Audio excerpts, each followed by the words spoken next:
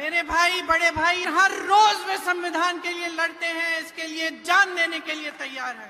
ಇವತ್ತು ನಮ್ಮ ದೊಡ್ಡಣ್ಣವರಾದಂತ ರಾಹುಲ್ ಗಾಂಧೀಜಿ ಅವರು ಇವತ್ತು ಈ ಕಾರ್ಯಕ್ರಮಕ್ಕೆ ಅನಾರೋಗ್ಯದ ಕಾರಣದಿಂದ ಬರಕಾಗಿಲ್ಲ. ಆದ್ರೆ ತಾವೆಲ್ಲ ತಿಳ್ಕೊಳ್ಳಿ, ತಮಗೋಸ್ಕರ, ಈ ಸಂವಿಧಾನಕ್ಕೋಸ್ಕರ, ಈ ದೇಶಕ್ಕೋಸ್ಕರ ರಾಹುಲ್ ಗಾಂಧೀಜಿ ಅವರು ಪ್ರತಿ ದಿನ ಪ್ರತಿ ಕ್ಷಣ ಹೋರಾಟ ಮಾಡ್ತಾ ಇದ್ದಾರೆ ಅಂತ ಹೇಳಿ.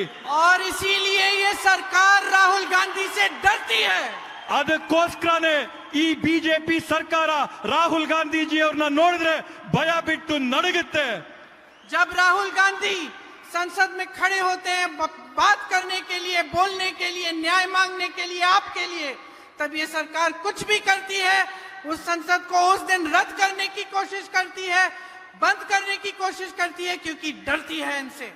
ರಾಹುಲ್ ಗಾಂಧೀಜಿ ಅವರು ತಮ್ಮ ಪರವಾಗಿ, ಈ ದೇಶದ ಸಾರ್ವಜನಿಕರ ಪರವಾಗಿ, ಸಂವಿಧಾನದ ಪರವಾಗಿ ಸಂಸತ್ತಿನಲ್ಲಿ ನಿಂತು ಮಾತಾಡಕ್ಕೆ ಪ್ರಾರಂಭ ಮಾಡ್ತಾ ಇದ್ದಂಗೆನೆ ಅಧಿಕಾರದ ಪಕ್ಷದವರು ಸಂಸತ್ತಿನ ಕೆಡಿಸಂತ ಕಡ್ದಂತ ಪ್ರಯತ್ನ ಮಾಡಂತದ್ದು, ಅವ್ರು ಮಾತಾಡಕ್ ಅವಕಾಶ ಕೊಡದೇ ಇರ್ತಕ್ಕಂಥದ್ದು, ಅವ್ರ ಮಾತಿಗೆ ಮೊಟಕುಗೊಳಿಸಂತ ಪ್ರಯತ್ನ ಯಾಕೆ ಮಾಡ್ತಾರಂತಂದ್ರೆ ಅಧಿಕಾರದಲ್ಲಿರ್ತಕ್ಕಂಥ ಬಿಜೆಪಿಗೆ ರಾಹುಲ್ ಗಾಂಧೀಜಿ ಅವ್ರನ್ನ ನೋಡಿದ್ರೆ ಹೆದರಿಕೆ ಇದೆ, ನಡ್ಕ ಇದೆ, ಭಯ ಇದೆ.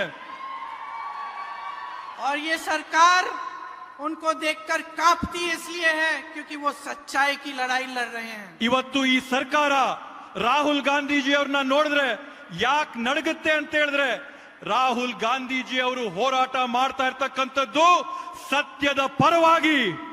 इन पे केस डाले हैं, ईडी के केस, तमाम केस, कैसे कैसे इधर महाराष्ट्र में, कहीं बिहार में, कहीं उत्तर प्रदेश में, हर जगह केस डाले हैं. राहुल गांधी नहीं डरेंगे. ಇವತ್ತು ರಾಹುಲ್ ಗಾಂಧೀಜಿ ಅವ್ರ ಮೇಲೆ ನೂರಾರು ಸುಳ್ಳು ಕೇಸ್ಗಳು ಹಾಕವ್ರೆ, ಬೇರೆ ಬೇರೆ ರೀತಿಯಾದಂತ ಕೇಸ್ಗಳು ಹಾಕವ್ರೆ, ಇಡಿ ಐಟಿ ಕೇಸ್ಗಳು ಹಾಕವ್ರೆ, ಉತ್ತರ ಪ್ರದೇಶ ರಾಜಸ್ಥಾನದಲ್ಲಿ ಕೇಸ್ ಆಗವ್ರೆ.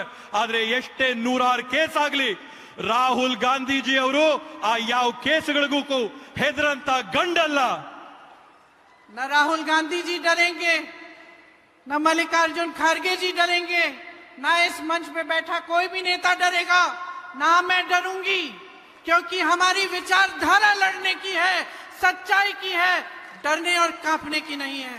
ಇವತ್ತು ರಾಹುಲ್ ಗಾಂಧೀಜಿ ಅವರಾಗಿರ್ಬೋದು, ಅಧ್ಯಕ್ಷರಾಗಿರ್ತಕ್ಕಂಥ ಶ್ರೀ ಮಲ್ಲಿಕಾರ್ಜುನ ಖರ್ಗೆಜಿ ಅವರಾಗಿರ್ಬೋದು, ವೇದಿಕೆ ಮೇಲಿರ್ತಕ್ಕಂಥ ಎಲ್ಲ ಮುಖಂಡರಾಗಿರ್ಬೋದು, ನಾನಾಗಿರ್ಬೋದು, ನಾವು ಯಾರು ಕೂಡ ಹೆದರಂತ ಜಾಯಮಾನನೇ ಇಲ್ಲ.